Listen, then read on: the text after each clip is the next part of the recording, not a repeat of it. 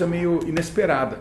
A gente estava tentando resolver um problema sério da rede aqui em São Paulo, que como o surto estava acontecendo no Nordeste, a gente não estava tendo acesso a material de pacientes, amostras, a casos, ao mesmo até expor uma equipe que a gente estava treinando aqui de pesquisadores, entomologistas, médicos, para lidar numa situação de surto.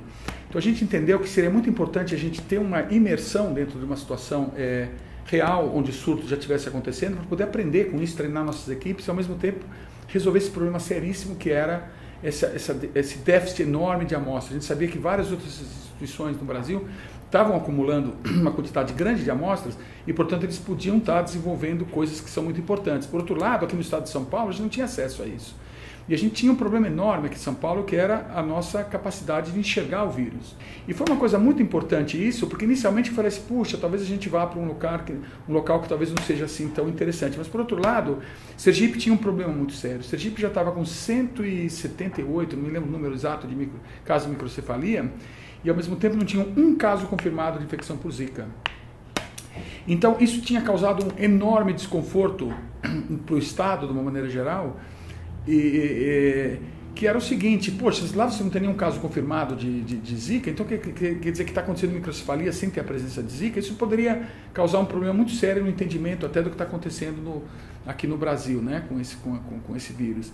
Então a gente aceitou ir para Sergipe, a gente sabia que o surto em Sergipe já tinha passado, a parte forte do surto foi em 2014, 2015, mas a gente entendeu que seria muito importante a gente ir para Sergipe para poder, inclusive, ajudar o Estado a resolver esse grande problema. E lá foi uma equipe muito bacana, um pessoal muito bacana do Butantan, aqui da USP, pessoal da Universidade de Medicina, da Faculdade de Medicina de Jundiaí. Então foi um trabalho muito importante que a gente fez no Sergipe. A nossa troca, a nossa colaboração foi muito intensa. A equipe lá em Sergipe e a equipe aqui da Universidade de São Paulo se plasmaram numa equipe que conseguiu funcionar de forma muito sinergística e a gente começou pesquisa com eles. Então, como parte dessa pesquisa, a gente recebeu amostras que estavam represadas e amostras que representam o surto também represadas, digo mais para o final de 2015 e 2016. A gente recebeu uma quantidade grande de amostras durante o surto de 2014 e 2015. Então, hoje a gente está com 700 amostras sendo processadas indo de Sergipe. Então, foi uma confluência de várias esforços e ações que foram extremamente positivas. O fato de a gente ter tido os colegas que vieram da África ajudaram muito a gente montar a plataforma primeira da parte de sorologia, que ela foi extremamente útil agora na validação dessa plataforma de nível 2, que agora a gente consegue discriminar o Zika dos outros vírus rapidamente.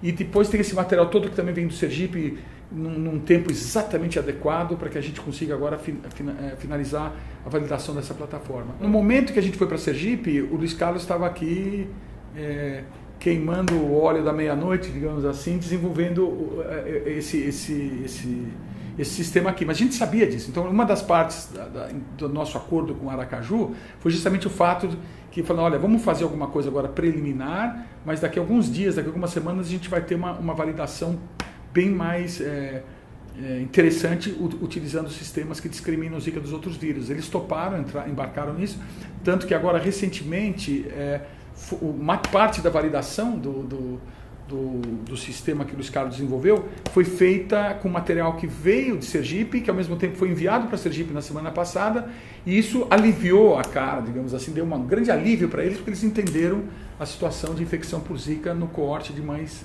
que deram à luz a crianças com microcefalia. Então a gente conseguiu mostrar que aquelas mães de fato foram infectadas por Zika. Isso então torna todo o quadro, digamos assim, mais coerente e ao mesmo tempo elucida esse grande mistério, como a imprensa chama, que estava acontecendo em Sergipe, que estava acontecendo lá. Então a gente sabe agora que tem o Zika em Sergipe, a gente sabe porque a gente fez PCR e detectou chikungunya em Aracaju, a gente sabe quais os vírus estão circulando e ao mesmo tempo a equipe do LACEN em Aracaju, trabalhando conosco, a gente trocou muita informação e muita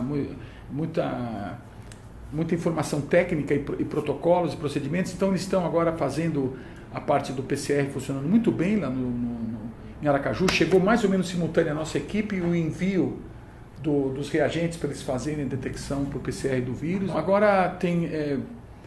eu estou gostando que, por exemplo, se a gente for olhar os goals que a gente tinha se prontificado a atingir e a gente tinha o tempo não era bem definido, né? E era uma das grandes perguntas que todo mundo na imprensa faz, mas quanto tempo vai levar para fazer isso? Quanto tempo vai levar para fazer aquilo? E é bem interessante porque eu também estou me surpreendendo com o tempo das coisas. Por exemplo, o desenvolvimento desse diagnóstico foi extremamente rápido, levou praticamente algumas semanas. Depois a questão da organização dos coortes dos mais grávidos está em andamento, Jundiaí está andando muito bem, ontem eu conversei com o pessoal em Ribeirão Preto, está em andamento, São José do Rio Preto está em andamento, aqui no hospital, nos hospitais aqui na cidade de São Paulo isso também está em andamento. Então esse outro objetivo de acompanhar as mães também está andando muito bem. Agora com esse diagnóstico sorológico vai ficar muito mais fácil a gente dar andamento para essa pesquisa. E a outra parte, outro objetivo importante da rede era estudar, entender a fisiopatologia do vírus. Isso está em andamento, já tem vários trabalhos que estão em fase de conclusão, que são trabalhos bem importantes, e ao mesmo tempo ainda sobrava a parte da gente estudar o inseto, né? O pessoal que foi para Sergipe fez coleta bem intensa de mosquitos lá em Sergipe. Esses mosquitos, a gente está percebendo que eles estão positivos para vários vírus, então agora começa todo um trabalho de isolamento, sequenciamento, estudo desses vírus que foram isolados em mosquitos. Populações de mosquitos estão sendo geradas a partir das coletas que foram feitas de larvas lá no Aracaju, então nós vamos ver particularidades daqueles vírus em termos de capacidade de passar vírus. Então as coisas estão andando muito bem, eu estou extremamente contente com a maneira que a articulação, pelo menos nesse núcleo aqui da Universidade de São Paulo, aconteceu, onde equipes de 7 ou 8 laboratórios estão trabalhando quase que sem paredes entre os laboratórios, como se fosse um laboratório só.